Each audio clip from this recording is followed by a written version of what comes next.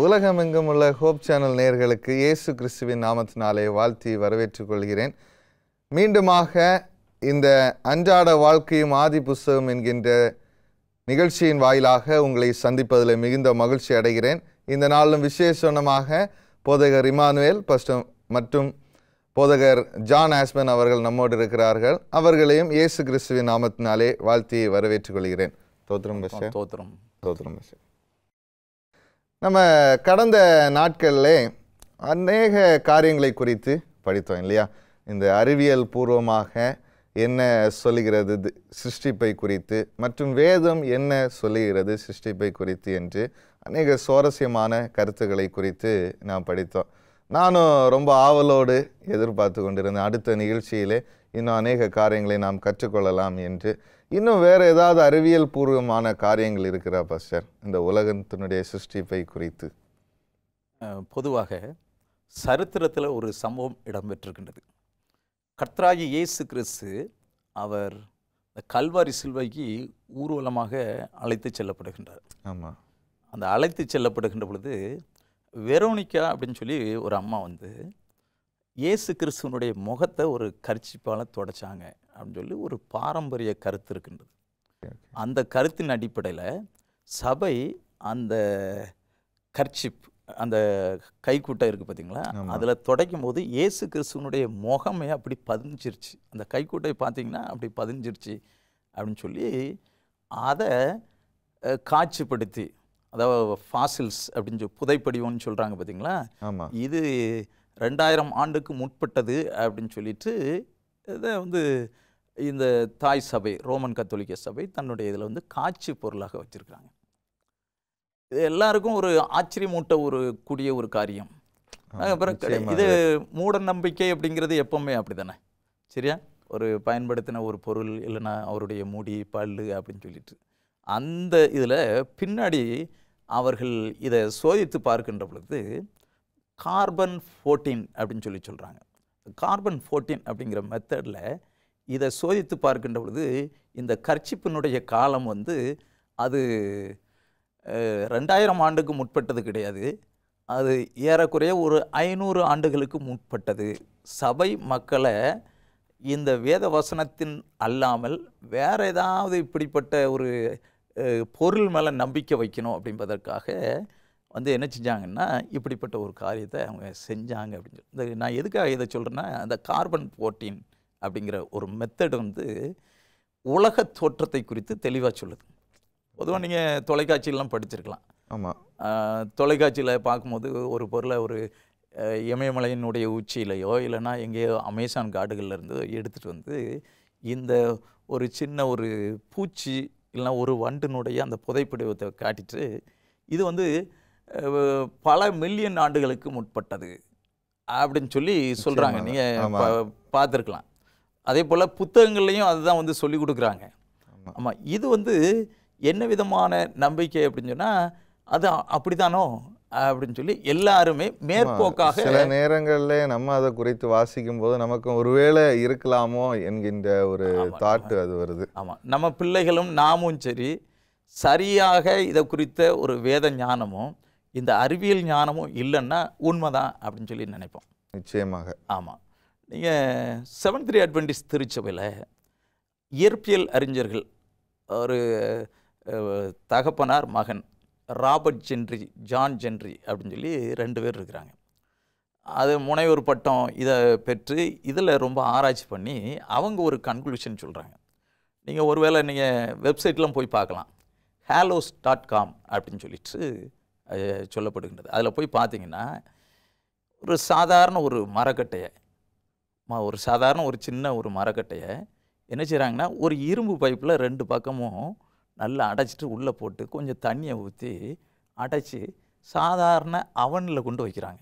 அதை சூடேற்றுறாங்க. 3 நாள் அதை சூடேற்றிட்டு கொண்டு அதை இவங்க சொல்கிறாங்க பார்த்தீங்களா, கார்பன் 14 அப்படிங்கிற அந்த மெத்தடில் அவங்க அதை காட்டுகின்ற பொழுது அந்த கறி செயற்கையாக கரியாக்கப்பட்ட அந்த 3 நாள் இடைவெளியில் உண்டாக்கப்பட்ட அந்த கறியை சோதித்து பார்க்கின்ற பொழுது அது பல மில்லியன் ஆண்டுகளுக்கு முற்பட்டது அப்படின்னு சொல்லி அந்த ஆராய்ச்சி சுட்டி காட்டுகின்றது.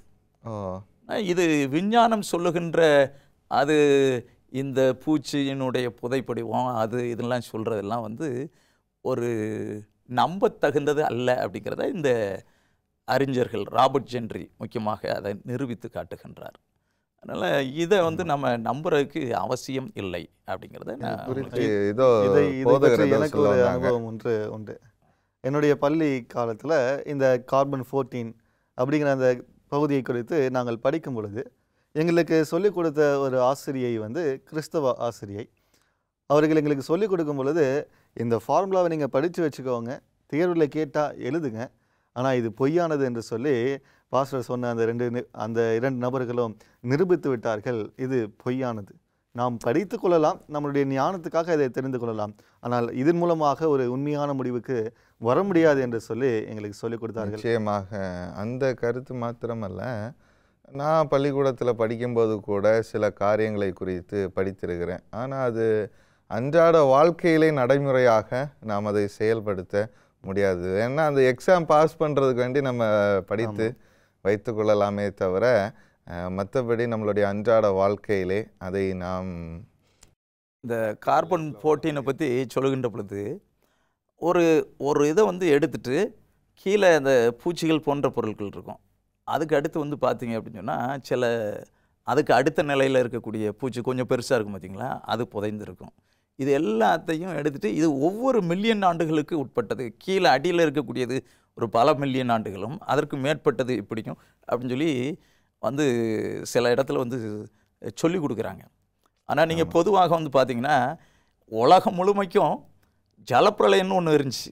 அதில் உலகம் முழுக்க தண்ணி வந்தப்போ இவைகள் மேலே செத்து அவைகள் பூரா கீழே போய் அது அப்படியே வந்து படிவமானது தானே தவிர இது வேற எங்கேயும் வந்து பல மில்லியன் ஆண்டுகள் அப்படின்னு சொல்லி சொல்லுவதற்கு ஒன்றும் இடமில்லை. நிச்சயமாக அருமையாக சுவாரஸ்யமாக நம்ம பேசிகிட்டு இருக்கிறோம். ஒரு சிறிய இடைவேளைக்கு பிறகாக மீண்டும் நாம் சந்திப்போம். நேர்களே, ஒரு சிறிய இடைவேளைக்கு பிற்பாடு மீண்டுமாக நிகழ்ச்சிக்குள்ளாக நாம் வருவோம். பிரியமானவர்களே, மீண்டுமாக இடைவேளைக்கு பிறகு உங்களை சந்திப்பதில் மிகுந்த மகிழ்ச்சி. வாங்க நிகழ்ச்சிக்குள்ளாக நாம் கடந்து போகலாம். போதகர் ஜான், இன்னும் வேறு ஏதாவது துகள்களை குறித்து இந்த அறிவியல் பூர்வமாக உலக தோற்றத்தை குறித்து சொல்கிறார்கள்? நம்ம போன எபிசோடில் பார்த்தோம், மூன் டஸ்டை குறித்து நாம் பார்த்தோம் இல்லையா? அதே போல் வேறு ஏதாவது சான்று நமக்கு இருக்கிறதா இந்த உலகம் தோற்றத்திற்கு? கண்டிப்பாகவே இருக்கிறது. அதே விண்வெளி ஆராய்ச்சிகளைப் போலவே கடலின் அடியிலே நடக்கக்கூடிய காரியத்தை குறித்து இன்னும் சொல்லணும் அப்படின்னா, இந்த காரியம் மலையின் உச்சியில் ஆரம்பித்து கடலில் முடியக்கூடிய ஒரு காரியம். சாயில் இரேஷன் அப்படின்னு சொல்லி சொல்லுவாங்க. சரிங்களா? இந்த பாறைகள் கரைந்து போகிறது. மலைகள் பெய்யும் பொழுது மலைகள் அந்த கரைந்து ஆற்றின் வழியாக சென்று கடல்களை அடைகிற அந்த துகள்கள் இருக்கு இல்லையா, அந்த தூசி, இன்னும் மணல் என்று சொல்லி சொல்லலாம், செடிமெண்ட் சொல்லி சொல்லுவாங்க. சரிங்களா? இதனுடைய பேர் என்ன அப்படின்னு சொன்னால் ஓஷன் ஃப்ளோர் செடிமெண்ட். இது என்ன சொல்லுகிறாங்க அப்படின்னு சொன்னால் அதே கருத்து தான். பல நூற்றாண்டுகளாக அல்லது பல மில்லியன் கணக்கான ஆண்டுகள் ஆகியிருந்தது என்று சொன்னால் இந்த செடிமெண்ட் எல்லாம் பல மைல்கள் உயரம் இருக்க வேண்டும். ஏனென்று சொன்னால் அவ்வளோ மலைகளை பார்த்திருக்கிறது, எவ்வளோ காரியங்கள் கரைந்து போயிருக்கும். நிச்சயமாக நோவாவின் காலத்திலையும் ஒரு பயங்கரமான மழை வந்தது. அதுக்கப்புறம் இன்னைக்கு வரைக்கும் பல்லாயிரக்கணக்கான வருஷமாக மழை பெய்து கொண்டே இருக்கிறது. அப்படி பார்க்கும்போது எல்லா கடல்களும் கிட்டத்தட்ட நிரம்பி இருக்கணும் மணல்கள்னாலே, இல்லையா? ஆமாம், அதுதான் நான் சொல்ல வந்தேன். ஏன்னா இப்போது அந்த செடிமெண்ட், சரிங்களா, அந்த தூசியெல்லாம் போய் படிக்கும் பொழுது, அந்த மணல்கள் சேரும் பொழுது ஒரு இடத்தில் இருக்கக்கூடிய அந்த கடலினுடைய உயரம் அதிகமாகி அங்கே இருக்கிற கடல் இரண்டாக பிரிந்திருக்கலாம். அங்கே இடையிலே ஒரு வெற்றிடம் உண்டாகத்தக்க காரியங்கள்லாம் இருக்கிறது. கண்டிப்பாக. ஆனால் நம்ம நல்லாக அறிவோம் 7 கண்டங்கள் மட்டும்தான் இருக்குதுன்னு சொல்லி பார்க்குறோம். சரிங்களா? அப்போது உண்மையாகவே இதனுடைய அளவு எவ்வளோ இருக்குது? இது போய் செடிமெண்ட்டான அந்த அளவை பார்க்கும் பொழுது ஒரு சில மீட்டர்கள், சரிங்களா, மிஞ்சி போனால் ஒரு 50லேருந்து 80 மீட்டர் வரைக்கும் தான் இந்த செடிமெண்டருடைய அளவு இருக்குது அப்படின்னு சொல்லி நாம் பார்க்குறோம். பல இடங்களில் நாம் பார்க்க முடியும். சில காட்சிகளில், சில படங்களில் எப்படி சொல்லலாம் அப்படின்னா, பாறைகள் அரித்திருக்கக்கூடிய காரியத்தை பார்க்கலாம். ஆமா, சரிங்களா? நிச்சயமா. தண்ணீர் ஓடும் பொழுது பாறைகள் அரித்து கொண்டு போயிருக்கிற அந்த அளவைகளை நாம் பார்க்க முடியும். அப்படி பார்க்கும் பொழுது இதனுடைய காரியம் நமக்கு தெளிவாக சொல்லுகிறது. இந்த செடிமெண்ட் மூண்டஸ்டை போலவே 6000 5000 குறிக்கிறதாக இருக்கிறது. இந்த செடிமெண்ட் எல்லாம் ஒரு 6000 வருஷம் மட்டும்தான் வந்து சேர்ந்திருக்கும் அப்படின்னு சொல்லி இங்கே பார்க்குறோம். சரிங்களா? அப்போது இதுவும் வந்து பைபிளையே நமக்கு உறுதியாக காமிக்கிறது. வேதம் சொல்லுகிறதான் உண்மை என்று. ஆமாம், ஒரு நல்ல கருத்தை நாம் பார்த்தோம். பாஸ்டர், குறிப்பாக ஒரு பழமொழி நாம் கேள்விப்பட்டிருப்போம், உப்பில்லா பண்டம் குப்பையிலே அப்படின்னு சொல்லிட்டு. உப்பு இல்லை அப்படின்னா ஒரு சுவாரஸ்யமே இருக்காது. நம்ம உண்ணுகிற உணவாக இருந்தாலும் சரி, எதுவாக இருந்தாலும் சரி, வேதம் கூட சொல்லும்போது சொல்லுது, உப்பானது சாரமற்று போச்சுன்னா வெளியில் கொட்டப்படுவதற்கு தான் உதவுமே, வேறு எதுக்கும் உதவாதுன்னு. அப்படி அந்த உப்பை குறித்து இந்த உப்புக்கும் சிருஷ்டிப்புக்கும் ஏதாவது ஒரு தொடர்பு இருக்கா பாஸ்டர்? ஆமாம், பாஸ்டர் ஜான் ஆஸ்பன் கடலை பற்றி சொன்னார். ஆமாம், கடல் அப்படிங்கும்போது அவர் கடலுக்கு உள்ளாக இருக்கக்கூடிய அந்த மணல், அதாவது மிகவும் துகளாக காணப்படுகின்றது. அது ஒரு 90 சென்டிமீட்டர் அந்த அளவுக்கு தான் இருக்குது காலை வச்சு பார்க்கும்போது. அது வந்து 5000 6000 ஆண்டுகள் தோற்றம். அதே போல் கடல்னாலே நமக்கு எல்லாம் தெரியும். இன்றைக்கி உப்புன்னா எங்கே எடுக்கிறாங்க? வேதாரண்யத்தில் எடுக்கிறாங்க, இல்லை தூத்துக்குடியில் எடுக்கிறாங்க. கடல் தண்ணியிலேருந்து தான் உப்பு வருது. இன்னொரு உப்பு நம்ம படிக்கிறோம், ராக் சால்ட்டு அப்படின்னு சொல்லிட்டு. அது இமயமலையிலேருந்து அப்படி உடச்சி எடுத்துகிட்டு வந்து வைக்கிறாங்க. அதையும் வந்து இன்றைக்கு மருத்துவ குணம் உடையது அப்படின்னு சொல்லி சொல்கிறாங்க. இப்போ கடல்னாலே உப்பு தான் இந்த. ஆமாம், இப்போ கடலில் இருக்கக்கூடிய இந்த உப்புனுடைய தன்மை நீங்கள் வந்து இன்றைக்கி குடிச்சு பாருங்கள். இந்த உப்பு இன்றைக்கி இருக்கிறதா, நான் வந்து ஒரு கடற்கரை கிராமத்தை, எங்கள் வீடு வந்து கடற்கரையில் தான் இருக்குது. அன்னைக்கு எப்படி தண்ணி குடிக்கும்போது எந்த உவர்ப்புத்தன்மை இருந்துச்சோ அதே போன்று தான் எனக்கு இன்றைக்கி 50 வருஷம் கழிச்சும் அதே தான் பார்க்குறேன். எதுக்கு அப்படின்னா அந்த உப்புத்தன்மை வந்து கூடலை, ஒரே அளவாக தான் இருக்குது. இதை விஞ்ஞானிகள் ரொம்ப தெளிவாக சொல்கிறாங்க. என்ன சொல்கிறாங்க அப்படின்னா, இந்த கடலுடைய இந்த உப்புனுடைய அளவு, தண்ணீரில் உப்புனுடைய அளவு வந்து ஒரே ஸ்டேபிளாக இருக்குது அப்படின்னு சொல்லி. அது ஸ்டேபிளாக இருக்குது அப்படிங்கிற காட்டிலும் ஒரு குறிப்பிட்ட அளவு லேசாக கூடியிருக்குது அப்படின்னு சொல்லி.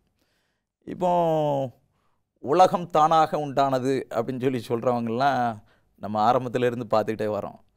பல மில்லியன் ஆண்டுகள் பில்லியன் ஆண்டுகள், கோடான கோடி வருஷம் ஆச்சு அப்படின்னு சொல்லி. இந்த உப்புலாம் எங்கேருந்து வருது?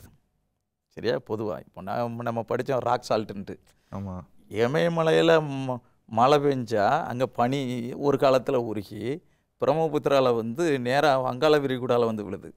இதை மாதிரி உலகம் முழுவதும் இருக்கக்கூடிய நதிகளில் உயரமான இடங்கள்லேருந்து வருகின்ற இந்த மழை தண்ணீர் எல்லாமே வந்து எங்கே தான் வருது அப்படின்னு சொன்னால், நேராக வந்து வர்றது கடலில் தான் வந்து கலக்குது.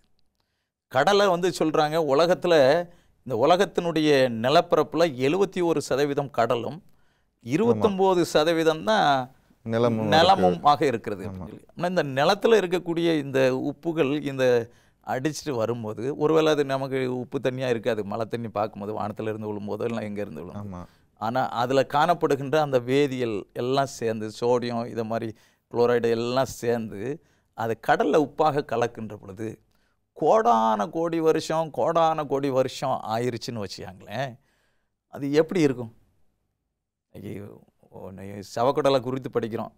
சவக்கடலில் அதில் மனுஷன் அதனுடைய அடர்த்தி தன்மையினால மனுஷன் வந்து அங்கே மூழ்க மாட்டுக்கிறான் அப்படின்னு சொல்லி. அதில் ஒரு புல் பூண்டு கூட வளர மாட்டேங்குது. ஆனால் நீங்கள் வந்து இன்றைக்கி கடலில் வந்து நீங்கள் வந்து பார்க்கும்போது கடலில் அந்தளவுக்கு உப்புனுடைய அடர்த்தி தன்மை இல்லை. கோடான கோடி வருஷம் உலகம் உண்டாகி இந்த மழைலாம் பெஞ்சு உப்புலாம் அடித்து கடலில் போய் அது இதாயிருந்துச்சு அப்படின்னு சொன்னால் அதை வந்து சோதித்து சொல்கிறாங்க. என்ன அப்படின்னு சொன்னால், ஒரு கியூபிக் அதில் அளவு சதுர அந்த அளவில் உள்ள தண்ணி, ஒரு தொட்டி அளவு தண்ணீர்னு வச்சுக்காங்களேன், அதில் காணப்படுகின்றதில் வந்து 2.2 பவுண்டு அளவு உப்பு மாத்திரம் தான் காணப்படுது அப்படின்னு சொல்லி. ஆனால் இதனுடைய அளவு எதை காட்டுது அப்படின்னு சொன்னால், உலகம் உண்டானது ஒரு 5000 வருஷம் 6000 வருஷம் தான். அந்த உப்பு தான் கடலில் காணப்படுது. எப்படி மணல் எப்படி உண்மை அப்படின்னு சொல்லி பாஸ்டர் சொன்னாங்களோ அதே போல் உப்பு. இது விஞ்ஞானம் தான் சொல்லுது. 3 காரியங்களை குறித்து அருமையாக படுத்தோம். முதல்ல மூன் டஸ்ட்டு, அப்புறமாக அந்த மணலை குறித்து, உப்பை குறித்து மிகவும் ஆவலோடு நம்ம படித்துட்டு இருக்கிறோம். ஒரு சிறிய இடைவேளைக்கு பிறகு மீண்டுமாக நாம் நிகழ்ச்சிக்குள்ளாக வருவோம். நேயர்களே, ஒரு சிறிய இடைவேளைக்கு பிற்பாடு மீண்டுமாக நிகழ்ச்சி தொடரும். நேயர்களே, சிறிய இடைவேளைக்கு பிறகு மீண்டும் உங்களை சந்திப்பதில் மகிழ்ச்சி. வாங்க நாம் நிகழ்ச்சிக்குள்ளாக கடந்து போகலாம். பாஸ்டர், நீங்கள் அந்த உப்பை குறித்து அருமையாக சொல்லிட்டு இருந்தீங்க. அந்த உப்பில் வேறு ஏதாவது காரியங்கள் நீங்கள் சொல்ல விரும்புகிறீங்களா? இந்த உப்பை மையமாக வச்சு தான் ஒரு மேற்போக்கான ஒரு இது. என்றைக்குமே ஒரு காரியத்தை மேற்போக்காக பார்க்கின்ற பொழுது அது தவறாகத்தான் இருக்கும். நிச்சயமாக. ஆனால் அதை கொஞ்சம் உள்ள ஆழ்ந்து போய் படிக்கின்ற பொழுது அது பெரிய ஒரு உண்மையை கொடுக்கும்.